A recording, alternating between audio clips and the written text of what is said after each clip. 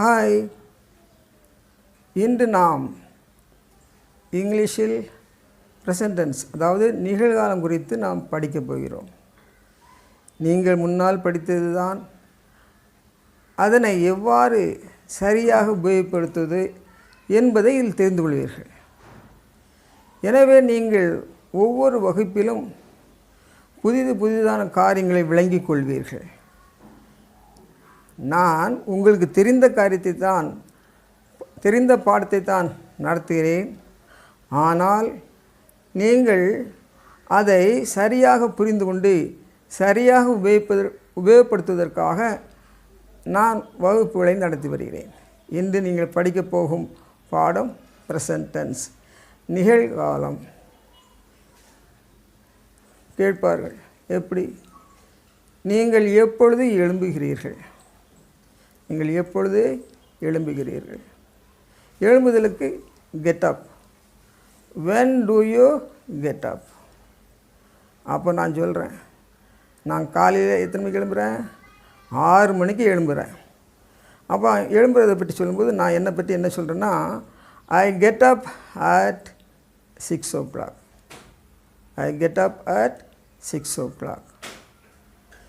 எனவே இந்த பாடத்திற்கு போகும் முன்னதாக அடிப்படை விஷயங்களை நாம் படிக்கப் போகிறோம்.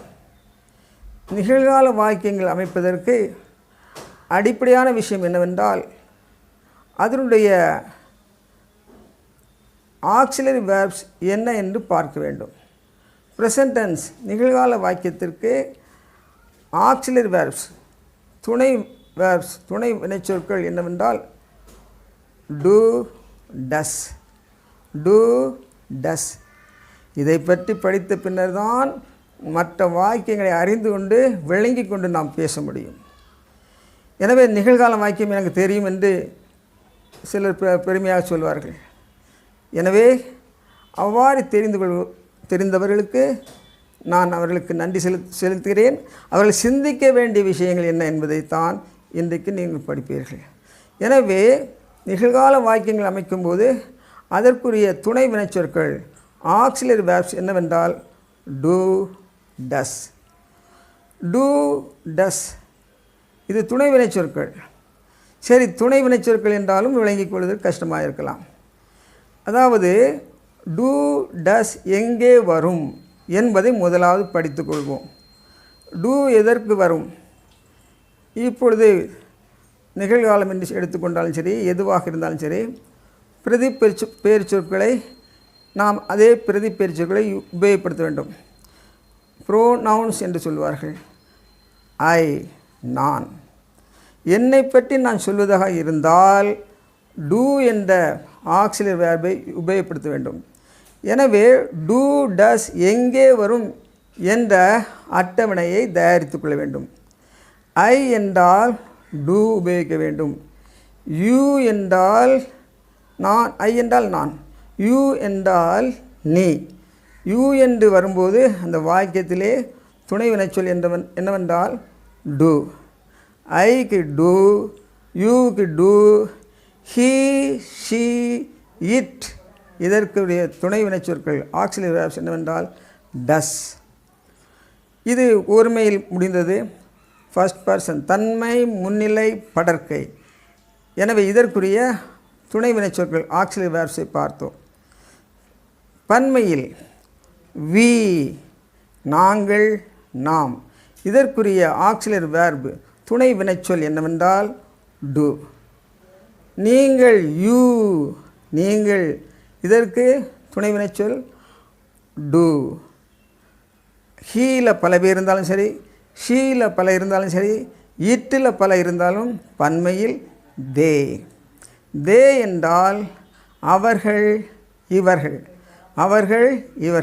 எனவே தேயை பற்றி, அவர்கள், இவர்களை குறித்து நிகழ்காலத்தில் சொல்ல வேண்டுமென்றால் அதற்குரிய துணை வினைச்சொல் டு. சரி, இப்பொழுது நாம் எழுதியிருப்பீர்கள் என்று நினைக்கிறேன். எழுதாதவர்கள் மறுபடியும் சொல்கிறேன். I do, you do, he, she, it does, we do, you do, they do. சரி, இப்பொழுது அந்த do does உடன் வினைச்சொற்கள் சேரும்போது எவ்வாறு மாற்றம் வருகிறது என்று பார்ப்போம். do plus come, come. do plus come, come. does plus come, comes. இப்பொழுது முதலாவது நீங்கள் சிந்திக்க வேண்டியது இந்த ஆக்சிலரி வேர்ப்ஸ் do does எங்கே வருகின்றன என்பதை தெரிந்து கொள்ள வேண்டும்.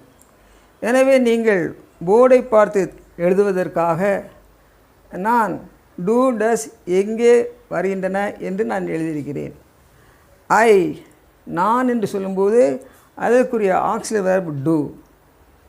யூ, நீ என்றால் அதற்குரிய ஆக்சிலரி வேர்ப் do.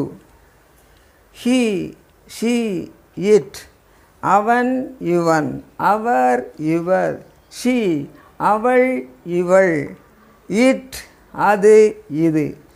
எனவே இதை பற்றி பேசும்போது ஆக்சிலரி வேர்ப் துணை வினைச்சொல் எதுவென்றால் does. we நாங்கள் நாம், அதற்குரிய ஆக்சிலரி வேர்ப் do. you நீங்கள், அதற்குரிய auxiliary verb do. they do. இதில் எங்கெங்கே do வருகிறது, டேஷ் எங்கே வருகின்றன என்பதை நாம் தெரிந்து கொள்ள வேண்டும்.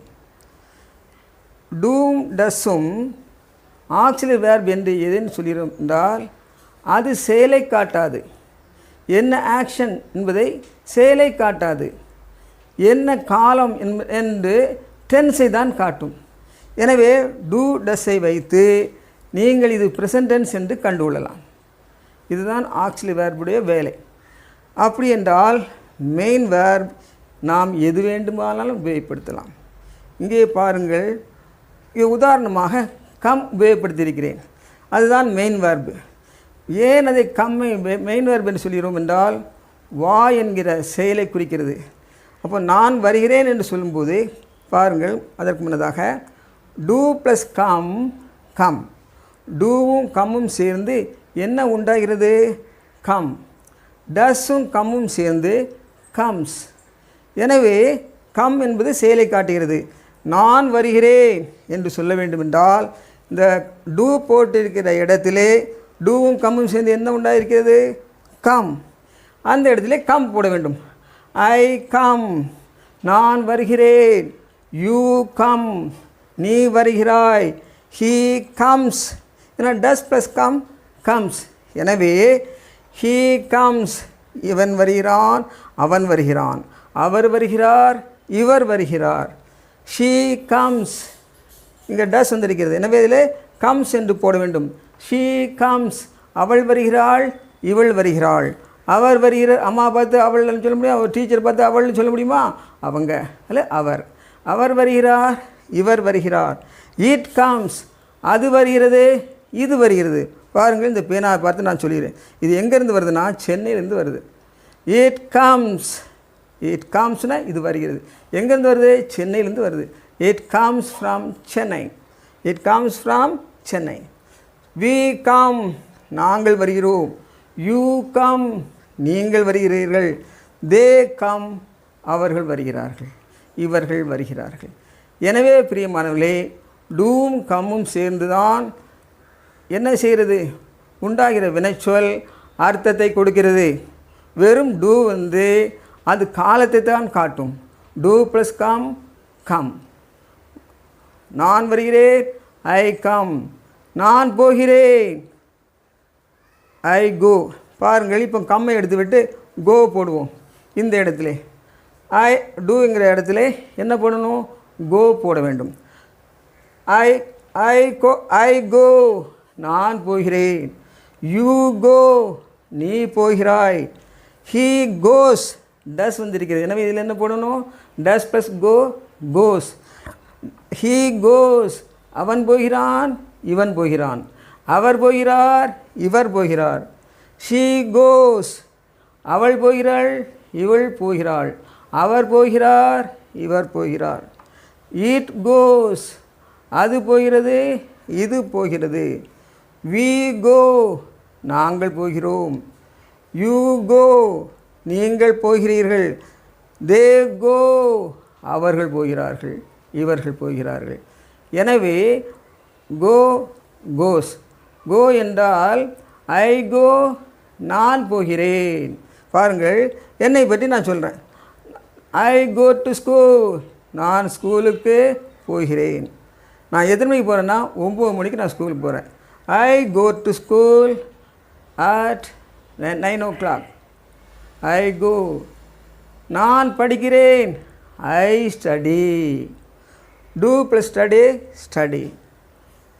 இந்த இடத்துல டஸ் வர இடத்துல ஸ்டடீஸ்னு வரும். ஐ ஸ்டடி, நான் படிக்கிறேன். யூ ஸ்டடி, நீ படிக்கிறாய். ஹீ ஸ்டடீஸ், அவன் படிக்கிறான், இவன் படிக்கிறான். ஷீ ஸ்டடீஸ், அவள் படிக்கிறாள், இவள் படிக்கிறாள். வி ஸ்டடி, நாங்கள் படிக்கிறோம். யூ ஸ்டடி, நீங்கள் படிக்கிறீர்கள். தே ஸ்டடி, அவர்கள் படிக்கிறார்கள். ஐ ஸ்டடி, நான் படிக்கிறேன். I study in the morning, நான் காலையில் படிக்கிறேன். I study in the evening, நான் சாயங்காலத்தில் படிக்கிறேன். ஹீ ஸ்டடீஸ், அவன் படிக்கிறான், இவன் படிக்கிறான். He studies in the morning, அவன் காலையில் படிக்கிறான். ஷீ ஸ்டடீஸ், அவள் படிக்கிறாள். She studies in the morning, இவள் காலையில் படிக்கிறாள். She studies in the morning and evening, இவள் காலையிலும் சாயங்காலத்திலும் படிக்கிறாள். ஷீ ஸ்டடீஸ், இவள் படிக்கிறாள். ஷீ ஸ்டடீஸ் எவ்ரிடே, இவள் தினமும் படிக்கிறாள். வி ஸ்டடி, நாங்கள் படிக்கிறோம். யூ ஸ்டடி, நீங்கள் படிக்கிறீர்கள். தே ஸ்டடி, அவர்கள் படிக்கிறார்கள். எனவே இதிலே நிகழ்காலத்தில் வாக்கியத்தை உண்டாக்கினோம். இதில் என்ன சிந்திக்க வேண்டியதென்றால், எந்த இடத்தில் நிகழ்காலம் உபயோகிக்க வேண்டும், எந்த இடத்தில் ப்ரெசன்ட் கண்டினியூஸ் டென்ஸ் தொடர் நிகழ்காலம் என்பதை சிந்திக்க வேண்டும். எனவே அந்த தொடர் நிகழ்காலத்தை குறித்து நான் இப்பொழுது போகவில்லை, நிகழ்காலத்தை குறித்து தான் பேச விரும்புகிறேன். எனவே நிகழ்காலத்தில் நீங்கள் பேசும்போது யோசிக்க வேண்டும். அதை பாருங்கள், பள்ளிக்கூடம் ஆரம்பிக்கிறது. எங்களுடைய பள்ளிக்கூடம் ஆரம்பிக்கிறது. அவர் ஸ்கூல் ஆரம்பிக்கிறதுக்கு என்ன சொல்லுவோம்? ஸ்டார்ட். அவர் ஸ்கூல் ஸ்டார்ட்ஸ். எத்தனை மணிக்கு ஆரம்பிக்குது? 9:30க்கு ஆரம்பிக்குது. அப்போ அவர் ஸ்கூல்லாம் ஹிட் ஆச்சு.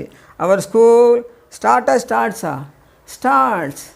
அவர் ஸ்கூல் ஸ்டார்ட்ஸ். எத்தனை மணிக்கு? 9:30. அவர் ஸ்கூல் ஸ்டார்ட்ஸ் அட் 9:30. எங்களுடைய பள்ளிக்கூடம் 9:30க்கு ஆரம்பிக்கிறது. யார் வந்தாலும் சரி, வராவிட்டாலும் சரி, அது தானாக என்ன செய்தோம்? 9:30க்கு ஆரம்பிக்கிறோம். அதே போல் எங்களுடைய பள்ளிக்கூடம் க்ளோஸ் ஆகிறது. அவர் ஸ்கூல் க்ளோசஸ். எத்தனை மணிக்கு முடியுது? 4:30 மணிக்கு முடியுதா?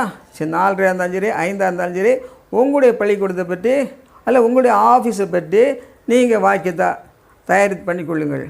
அவர் ஸ்கூல் க்ளோசஸ் அட் 4 o'clock அல்லது 4:30. எங்களுடைய ஆஃபீஸ் 4:30க்கு முடிகிறது அல்லது எங்களுடைய ஆஃபீஸ் 5 மணிக்கு முடிகிறது. அவர் ஆஃபீஸ் க்ளோசஸ் அட் 5 o'clock. அவர் ஆஃபீஸ் க்ளோசஸ் அட் 5 o'clock. எனவே வழக்கமாக நடக்கக்கூடிய காரியங்களை, நிகழ்காலத்தில் உள்ள காரியங்கள், நிகழ்காலத்தில் உள்ள விஷயங்களை நாம் டூடஸ் உபயோகப்படுத்தி வாக்கியத்தை அமைக்கிறோம். சரி, இப்பொழுது எல்லாம் இதில் நாம் பார்த்தோம். கம், கம்ஸ், ஸ்டார்ட், ஸ்டார்ட்ஸ் என்று பார்த்தோம். Positive, negative, positive, negative. எனவே 2 விதமான பதில்களை, பாசிட்டிவ், நெகட்டிவ் நாம் இன்னும் வரவில்லை, பாசிட்டிவ் மட்டும் வந்திருக்கிறோம். ஐ கம், நான் வருகிறேன். ஐ கோ, நான் போகிறேன். ஐ ஸ்டடி, நான் படிக்கிறேன். சரி, இப்பொழுது நாம் எதிர்மறை வாக்கியத்துக்கு வருகிறோம். எதிர்மறை வாக்கியத்திற்கு வரும்போது முதலாவது பார்த்தோம், நான் போகிறேன் இல்லை நான் வருகிறேன். நான் போவதில்லை. என்று வாக்கியத்தை அமைக்க வேண்டுமென்றால் நீங்கள் ஆக்சிலரி வேர்பை கண்டுபிடிக்க வேண்டும். அப்போ நீங்கள் படித்த ஞாபகப்படுத்தி பார்க்கணும். ஐக்கு என்னது டூ, ஹீ ஷீக்கு என்னது டஸ். இதில் நெகட்டிவ் சென்டென்சஸ் எதிர்மறை வாக்கியங்கள் அமைக்கும்போது என்ன செய்ய வேண்டும்? நாட் சேர்க்க வேண்டும். Do plus not do not அல்லது don't. Do plus not do not அல்லது don't. Don't don't, does not அல்லது டசன்ட் உபயோகப்படுத்த வேண்டும். நான் போவதில்லை. நான் போகிறேனுக்கு என்ன சொன்னோம்? ஐ கோ. நான் போவதில்லை, ஐ டோன்ட் கோ. நான் ஸ்கூலுக்கு போவதில்லை, ஐ டோன்ட் டு ஸ்கூல். நான் ஸ்கூலுக்கு எப்படி போவதில்லை? லேட்டாக போவதில்லை, I don't go to school late. ஆகினாலே நீங்கள் என்ன செய்ய வேண்டும்? எதிர்மறை வாக்கியங்கள் என்று சொல்லும்போது டூக்கு பதிலாக டோன்ட் உபயோகப்படுத்த வேண்டும். டஸ் டசன்ட் என்று உபயோகப்படுத்த வேண்டும். ஆகினாலே நீங்கள் இப்போ பாருங்கள், எது வேணால் உபயோகப்படுத்தலாம். நான் போவதில்லை, ஐ டோன்ட் கோ. நான் சனிக்கிழமை போவதில்லை, I don't go on Saturday. நான் ஞாயிற்றுக்கிழமை போவதில்லை, I don't go on Sunday. நான் படிப்பதில்லை, ஐ டோன்ட் ஸ்டடி. நான் ஞாயிற்றுக்கிழமை படிப்பதில்லை, I don't study on Sunday. ஆகினால் நீங்கள் எது வேண்டுமானாலும் சொல்லலாம். போகிறேன் என்று சொல்லலாம், வருகிறேன் என்று சொல்லலாம், படிக்கிறேன் என்று சொல்லலாம், படிப்பதில்லை என்று சொல்லலாம். எனவே நீங்கள் டூ அல்லது டஸ் அதோடு நாட் சேர்க்க வேண்டும். அதாவது டோன்ட் அல்லது டசன்ட் என்ற துணை வினைச்சொற்களை சேர்க்க வேண்டும். சரி, இதை எடுத்து நாம் கேள்விக்கு வருவோம். கேள்விக்கு வரும்போது கேள்வி வார்த்தைகளை ஞாபகப்படுத்த வேண்டும். என்ன, உங்களுக்கு தெரிந்த வார்த்தை தான். என்ன, வாட். இப்பொழுது யூக்கு என்னது? You do. அப்போ நீ என்ன படிக்கிறாய்? ஒரு வாக்கியத்தை பார்ப்போம், அதுக்கப்புறம் ரூல்ஸ்க்கு வருவோம். நீ என்ன படிக்கிறாய்? What do you study? You டூங்கிறத என்ன போகணும்? கேள்வி வார்த்தை வாட் போட்டதுக்கப்புறம் என்ன செய்யணும்? Do you. What do you study? நீ காலையில் என்ன படிக்கிறாய்? What do you study in the morning?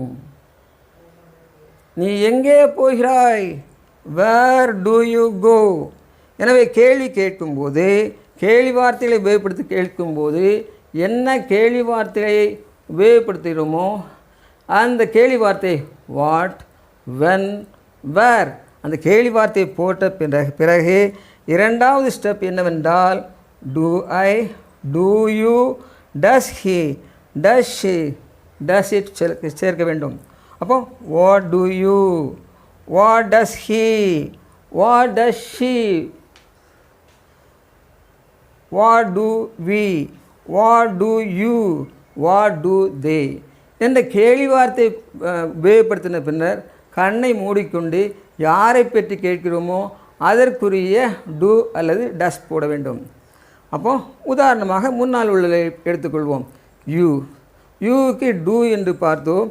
இப்போ கேள்வி என்று சொல்லும்போது வாட் என்ற கேள்வி உபயோகப்படுத்தின பின்பு do you, do you, do they, does he என்று ரெண்டாவது ஸ்டெப் வர வேண்டும்.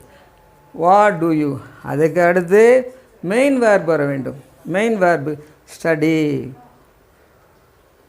எது வேணாலும் யூஸ் பண்ணலாம். நீ என்ன படிக்கிறாய்? What do you study? நீ காலையில் என்ன படிக்கிறாய்? What do you study in the morning? நீ எப்பொழுது படிக்கிறாய்? எப்பொழுது என்றால் when. When do you study? When do you study? சரி, நீ எப்படி வருகிறாய்? எப்படி என்றால் how. How do you? How do you நீ எப்படி? அதுக்கடுத்து two you.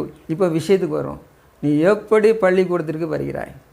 How do you come to school? How do you come to school? நீ எப்படி பள்ளிக்கூடத்துக்கு வருகிறாய் என்றால் how do you come to school? நீ எப்பொழுது பள்ளிக்கூடத்திற்கு வருகிறாய்? எப்பொழுது என்றால் when. When do you come to school. சரி, இதை பற்றி வாக்கியங்களுக்கு போவதற்கு முன்னால் நான் இந்த வாக்கியங்களை போர்டில் எழுதி கொண்டால் உங்களுக்கு வசதியாக இருக்கும். ஏன்னா அதற்கு பின்னர் என்ன செய்கிறேன், கேள்வி வாக்கியத்துக்கு நாம் போவோம். ஏனென்றால் பாசிட்டிவ் நெகட்டிவ் என்ற வாக்கியங்கள் அமைப்பது அவ்வளோ கஷ்டம் இல்லை. இப்போ ஐ கோ, ஐ கம். இப்போ நெகட்டிவ் என்று சொல்லும்போது டூ போட்ட இடத்துல எல்லாம் டோன்ட் போடுவீர்கள். I don't come, I don't go என்று போடுவீர்கள். அது எதிர்மறை வாக்கியங்கள், நெகட்டிவ் சென்டென்சஸ். எனவே பாசிட்டிவ் நெகட்டிவ் ஆன்சர்ஸ் உண்டாக்குவது கஷ்டமில்லை. ஐ கோ, நான் போகிறேன். நான் போவதில்லை, ஐ டோன்ட் கோ. எனவே இப்போ கேள்விக்கு வரும்போது நான் அதை போர்டில் எழுதலாம் என்று பார்க்கிறேன். போர்டில் எழுதி விளக்கினால் உங்களுக்கு அது வசதியாக இருக்கும். எனவே கவனித்து போர்டில் நான் எழுதப் போகிறதை நீங்கள் எழுதிக் கொள்ளுங்கள்.